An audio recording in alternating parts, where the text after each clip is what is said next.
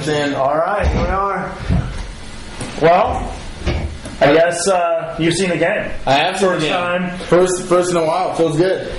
Did you forget the rules? I almost did. I was like, what is this game that are playing on this flat? They're missing three guys. Grass field. They were tackling, smashing into each other. It was odd. It was bizarre. But no, that was good. Yeah, it was good to be back out there again. It was good to correspond with you during a game and bounce stuff back and forth. It was a lot of fun between that and having Rodney Williams up at Anita filling me in. Yeah. I had the 411 on everything. Yeah, I had at the Sydney game. Yeah. And, Ken Larson was just keeping us abreast of every situation going on. That's awesome. Giving us scores left and right, so Yeah. it felt pretty nice. Got all the 8-man scores and even threw a few 11-man in there. Right with on. East Mills and He's always got his ear to the ground, that He Ken does. Larson. He does. Ken Larson's like Pac-Man. If he walks out of a room in one door, he can appear right on the other side, yeah. And he can also hide behind trees like Snuffleupagus.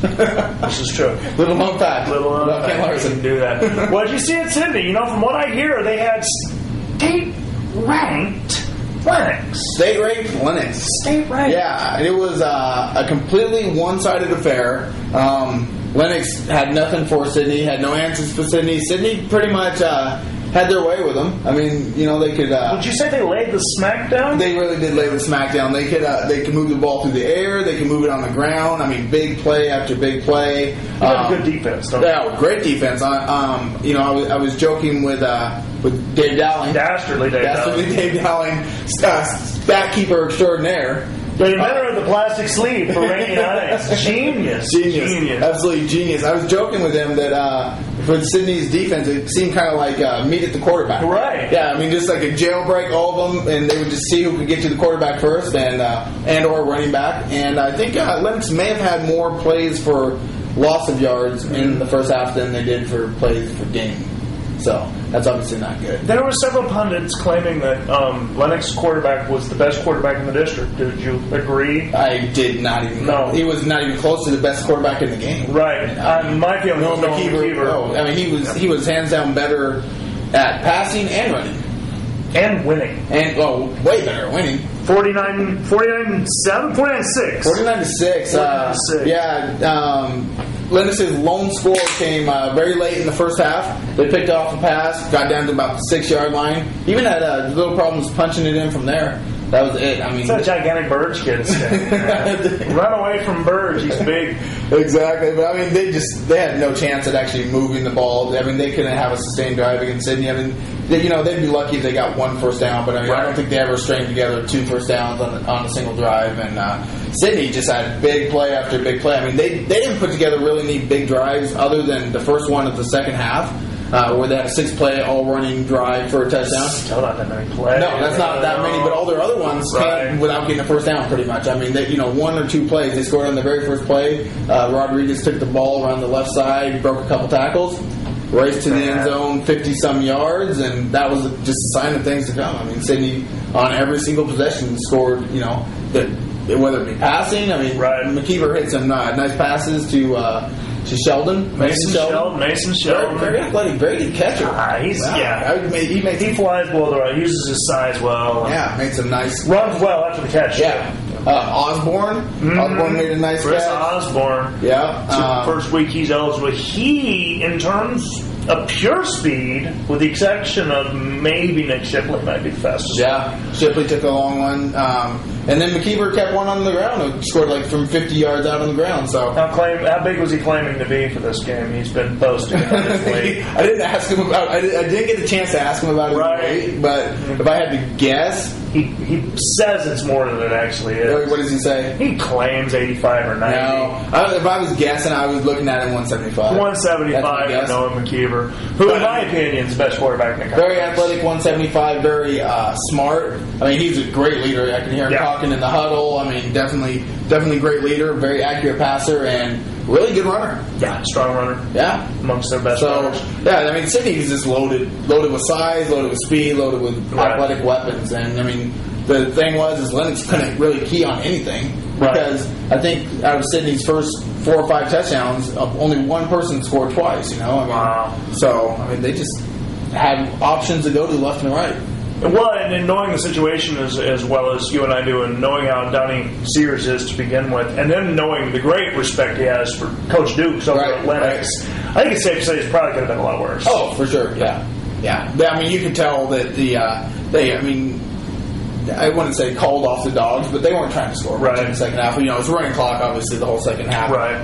But they weren't at a great in a great hurry to try to score in the second half. Right. You can tell that. So it was a very good performance and very impressive. I mean, I haven't seen a football game in a year, but it was a good one to see. I mean, Sydney definitely impressed me that game. Yeah. Where'd you go? Hamburg. I went to Hamburg, homecoming. Did you get to see a tuba player? I did not see a tuba player. That's unfortunate. That's usually the highlight of Hamburg homecoming. Popcorn days this weekend. No tuba player. There was no tuba player. That's really too bad. Popcorn days and homecoming this weekend in Hamburg. So emotions were a big week. Emotions were high. I can imagine they were high, and it was a loud and vocal. We'll call the Hamburg crowd very vocal. Mm-hmm. Expressing all encouraging. Yeah, they were expressing displeasure. I have to agree with them on a lot of it. I think the refereeing was very shaky in the first half, and while I don't think it was necessarily skewed, I think the referees were just struggling. A couple of critical calls. Were the real referees on strike? Did they have to go like the Division II referees? No, but the referees were from Nebraska. I don't know. But it was a Nebraska crew. There was a couple of tough calls to make, and they went against Botna in critical situations. And Villisca got out to a big early lead. Sunderman throwing to Damon Sunderman throwing 20-6 or something. Yeah, it was 20-6, and they had 26-13. They led. And it was Damon Sunderman throwing to Jared Spinagle, same combination that lit up Stanton in week 1. And Botna just couldn't stop it. Spinagle was big and athletic. Spinagle. Name's fun to say. It is fun to say. But he was big and athletic. He was going up, making nice catches. Sunderman was laying it right up there, where only he could get it. A little bit of height from the defensive backs. They made Johnny Wood got loose a few times. Quick. He is very fast, but there were a couple of times, and it's only a slight exaggeration. He'd get the corner, and the end would reach his arm back and just get a hand on him, and Johnny would just come flying back because he's so small. Right.